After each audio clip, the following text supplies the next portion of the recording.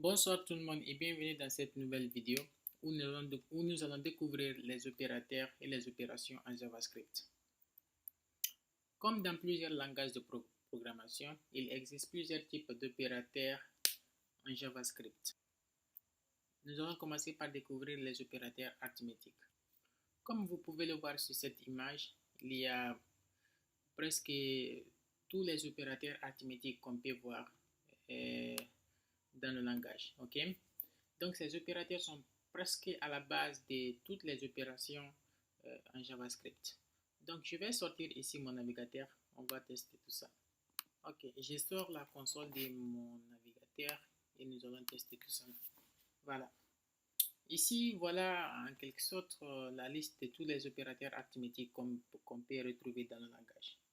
Il y a par exemple l'addition ici qui fait l'addition de deux variables ou de deux nombres. Par exemple, si vous avez une variable qui est note 1 qui est égale ici à 10 et que vous avez une variable qui est une autre variable qui est note 2 qui est égale à 5. Si vous faites note 1 plus note 2, alors vous aurez 15. Ça c'est l'addition. La multiplication, c'est la même chose. Et la soustraction, vous faites la même chose. Vous voyez, c'est simple. Et la division. Et le plus là, ça veut dire le poste et le pré-incrémentation. Donc le poste et pré, ça dépend de la position. Par exemple, si vous avez note 1 qui est égale ici à 10, si je fais plus note 1, ça c'est le poste incrémentation. Du coup, vous avez vu ici, excusez-moi, le pré-incrémentation. Vous avez vu ici, la variable s'est incrémentée de 1. Et puis, il a affiché la valeur de la variable. Donc, on a ajouté 1 à la valeur de la variable. C'est ce qu'on appelle l'incrémentation, le fait d'ajouter 1. Vous pouvez incrémenter à plusieurs valeurs. Mais par contre, si vous écrivez plus après le nom de la variable, vous incrémentez la valeur de la variable à 1. Ça, c'est le pré-incrémentation. Vous pouvez mettre le symbole plus à la fin, c'est-à-dire après le nom de la variable. C'est ce qu'on appelle le post-incrémentation. Vous faites par exemple note 1 qui est déjà à 11 et vous faites plus. Du coup, il va d'abord vous afficher la valeur de la variable avant d'incrémenter.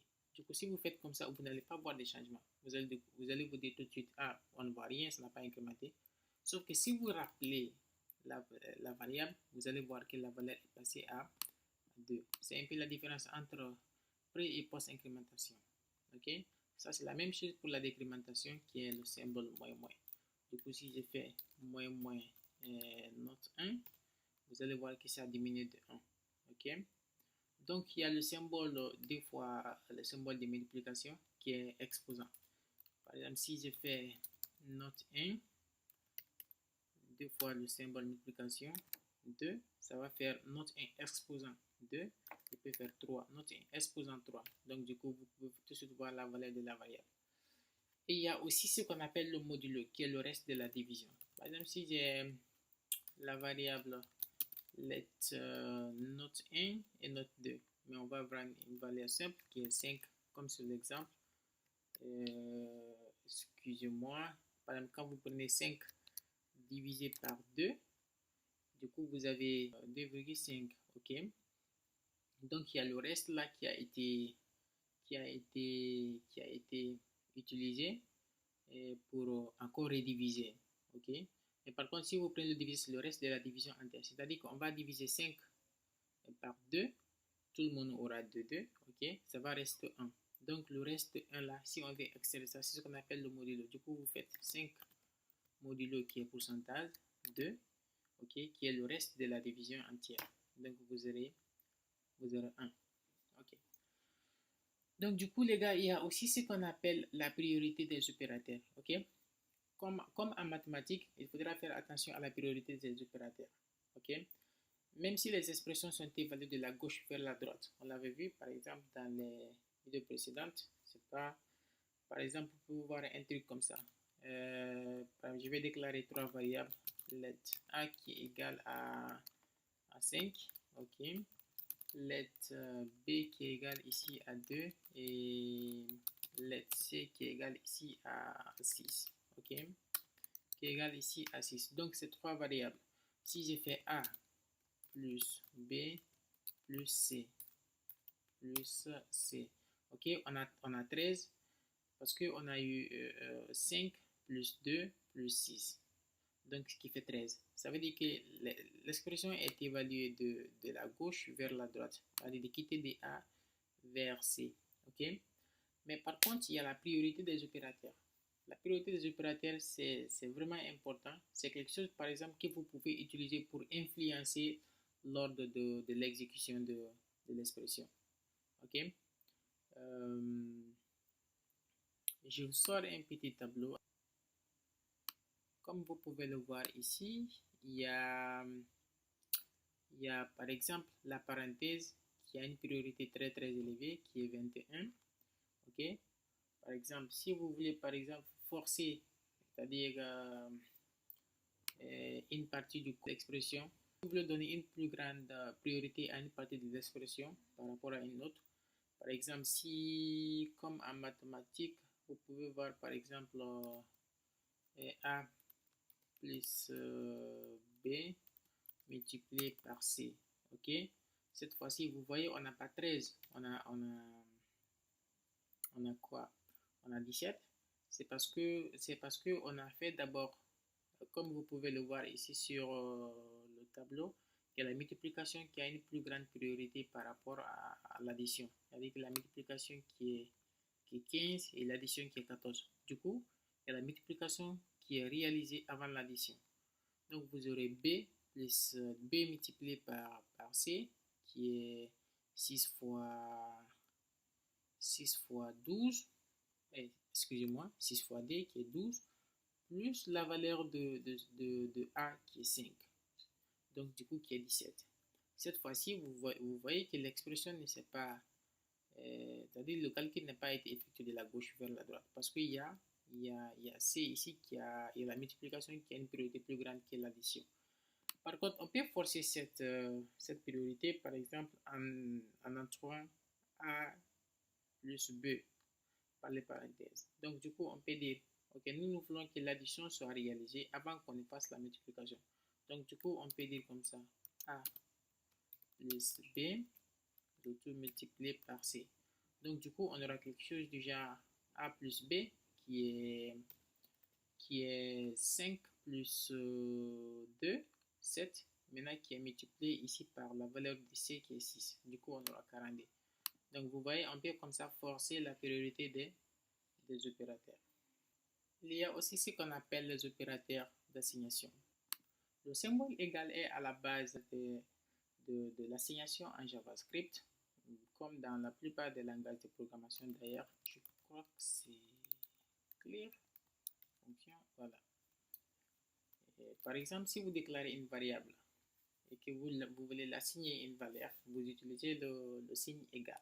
Ok? Et comme vous le savez déjà, on fait let, par exemple, qu'est-ce qu'on fait? On fait sexe, ou peut-être on va utiliser un nombre, âge, qui est par exemple 24. Vous voyez, le fait de faire le nom de la variable, le symbole égal, la valeur de la variable, vous faites une assignation. C'est-à-dire simplement affecter une valeur à une variable. Ok? Mais il y a aussi, vous pouvez faire comme ça aussi, c'est-à-dire que vous faites âge, par exemple, âge plus égal ici à 2 ou à 5. Qu'est-ce qu'on a fait ici? C'est-à-dire qu'on a assigné, cela égale à âge égale ici à âge plus 5 aussi. Donc, c'est la valeur de la variable plus c'est-à-dire la nouvelle valeur qu'on a donnée. Donc, ça c'est pareil pour le symbole moins et l'addition. On peut faire la même chose pour division égale, une valeur. Ok, vous voyez, on peut faire multiplication. Par exemple, âge multiplié égale ici à une autre valeur. Tout ça, c'est possible. Ok. Il y a aussi les opérateurs de comparaison qui nous permettent, par exemple, comme ça, de comparer les valeurs. des variables. Ok.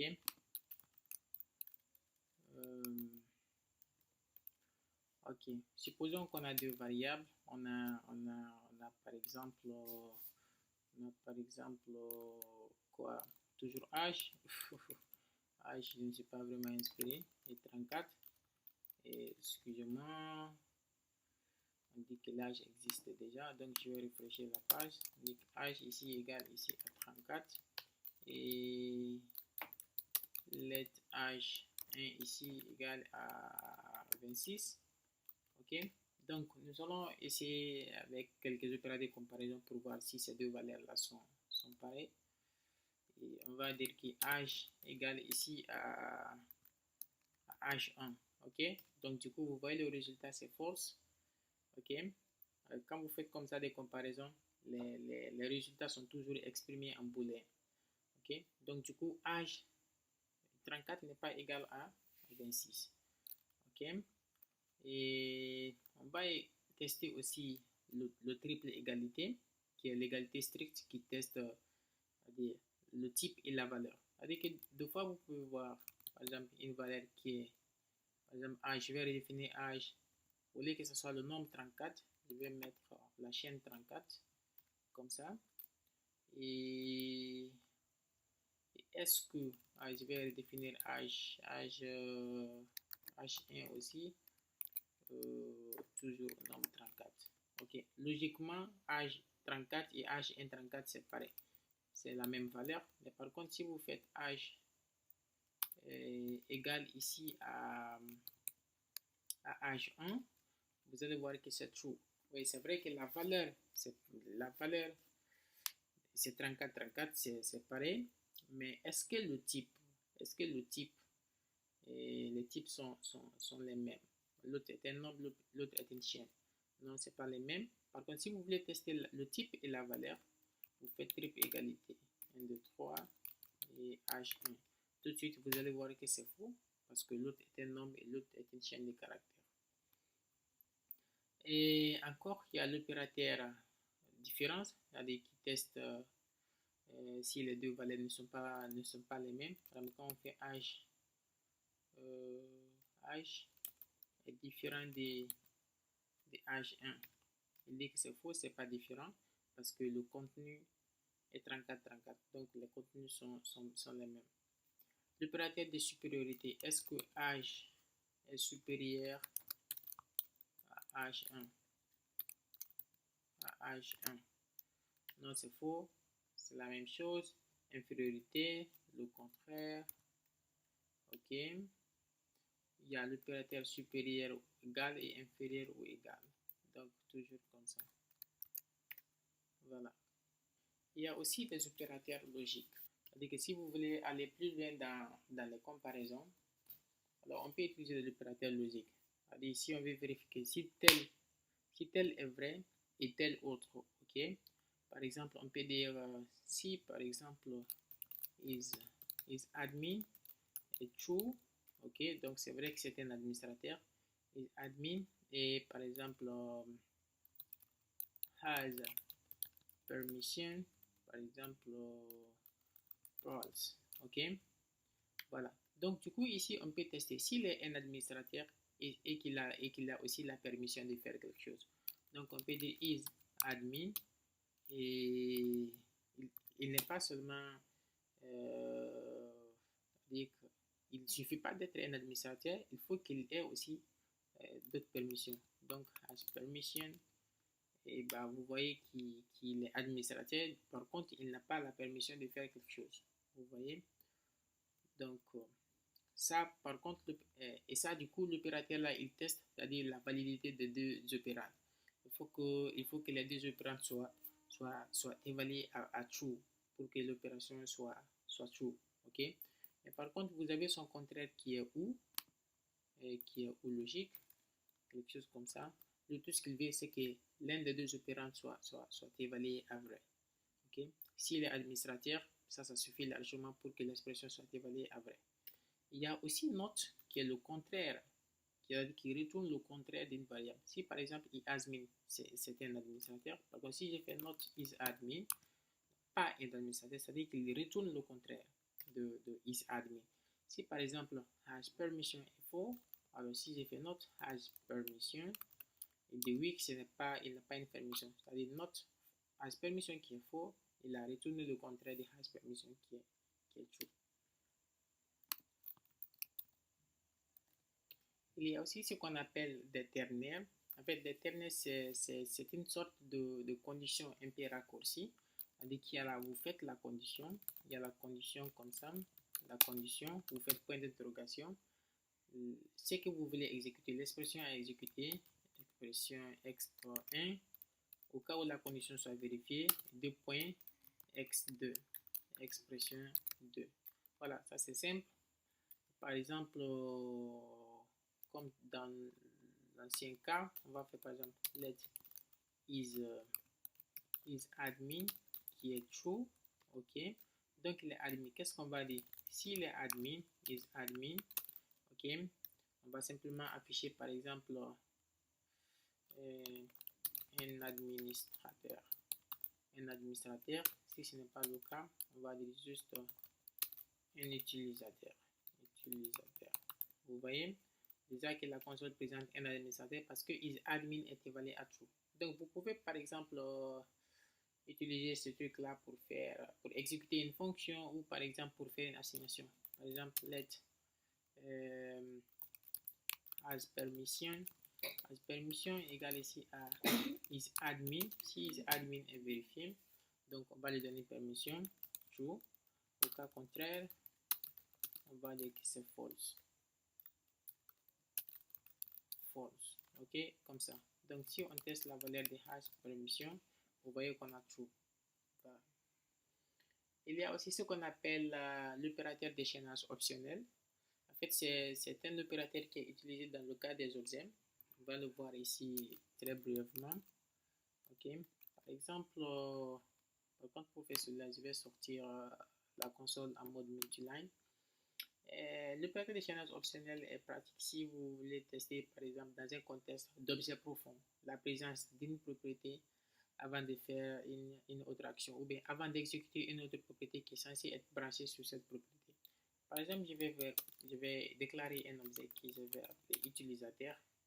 L'utilisateur est un objet qui stocke le nom, par exemple, de l'utilisateur qui est ici là, et son prénom qui est, par exemple, Ousmane, et par exemple contact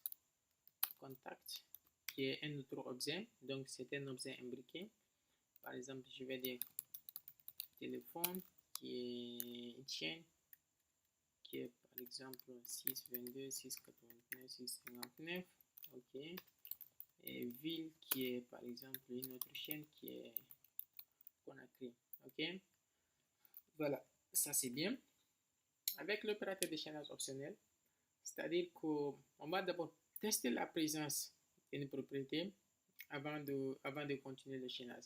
Donc je vais faire user.contact, ok, point d'interrogation. C'est-à-dire que si la propriété contact existe, qu'est-ce qu'on va faire? On va chaîner avec le téléphone. Du coup, on va essayer d'exécuter ça. Vous voyez que le téléphone est exécuté. Donc, du coup, ça c'est pratique au cas où, par exemple, le contact n'existe pas. Si le contact n'existe pas, on n'aura pas de problème. On n'aura pas de problème. On aura juste undefined qui est retourné. Donc, du coup, on n'aura pas de problème. Mais par contre, si on ne fait pas cela, on aura droit à une très grosse erreur. Et vous voyez qui dit quoi? Cannot access property telephone. User de contact is undefined. Il dit simplement qu'il ne peut pas accéder à la propriété téléphone parce que d'abord la propriété contact n'existe pas sur l'utilisateur. Donc du coup, vous voyez cela, c'est très important de faire ça parce que avant l'opérateur là, on était par exemple obligé de tester la présence de cet opérateur avant de chaîner par exemple user.contact, ok. Donc, du coup, c'est quelque chose qui sera évalué à undefined parce que la propriété contact n'existe pas. Donc, c'est pour éviter tout cela que la propriété de chaînage optionnel optional chaining est utile. Donc, on n'a pas besoin de faire une condition comme ça. Ensuite, il y a l'opérateur qu'on appelle knowledge coalescing. En fait, c'est un opérateur qui est plutôt pratique dans le cas où on veut tester qu'une variable n'est ni nulle ou undefined.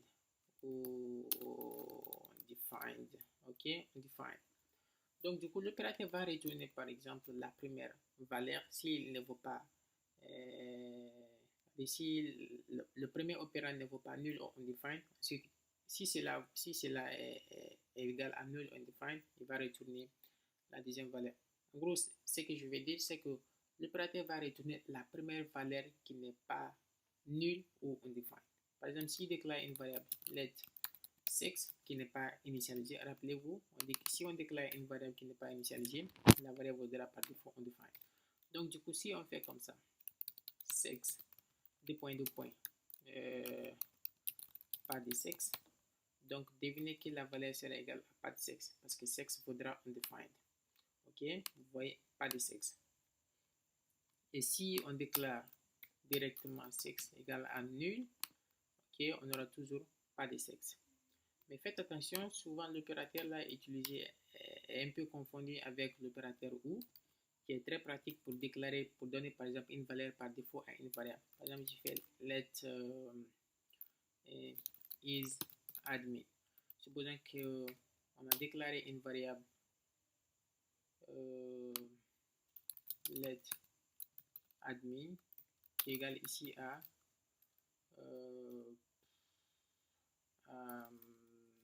quoi? À 0. Ça, c'est juste un exemple. Hein. Admin égale à 0. Donc, is admin. Si on fait admin true, ok? Alors, celui-là, il fonctionne un peu comme le nullish, l'opérateur nullish 2 points, sauf que nullish va retourner, nullish va considérer, ne considère seulement que nul et undefined comme faux. Mais par contre, l'opérateur ou considère tout ce qui est falsifié, c'est-à-dire que tout ce qui peut être exprimé comme faux.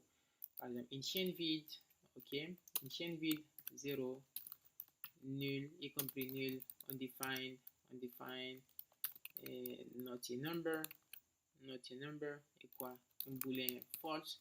Alors, tout cela est exprimé faux avec l'opérateur ou, ok. Donc, du coup, si on fait comme ça, is admin qui est 0, is admin 0, puisque 0 est faux, c'est un falsi, alors devinez que is admin faudra true. Excusez-moi, je dois afficher is admin. Is admin faudra true, parce que admin ici est évalué à 0. Mais par contre, si vous faites le nullish coalescing avec celui-là, il va donner is admin égale à 0. Puisqu'on a dit que nullish coalescing test tout ce qui est faux est évalué à faux si seulement la valeur vaudra la valeur est égale à nul ou undefined. Ok, donc vous voyez, donc du coup vous faites très attention avec le nullish parce qu'il est un peu plus spécial. En gros, pour résumer entre nullish et l'opérateur ou, souvent il faut préférer l'opérateur ou si vous voulez donner une valeur par défaut à une variable, et nullish coalescing simplement tester si une variable est undefined ou bien est nulle. Ok. Il y a aussi les opérateurs unaires qui sont type of. On a vu ça dans la vidéo précédente pour tester le type d'une variable. Par exemple, let prénom qui est égal ici à Ousmane. Donc, si vous faites type of des prénoms, donc ceci vous donne le type de la variable.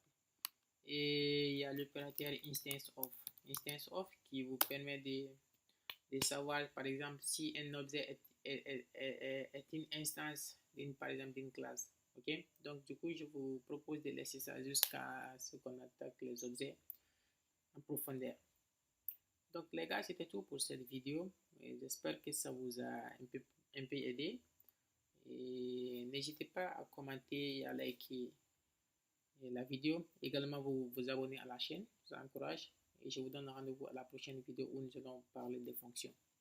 Ciao.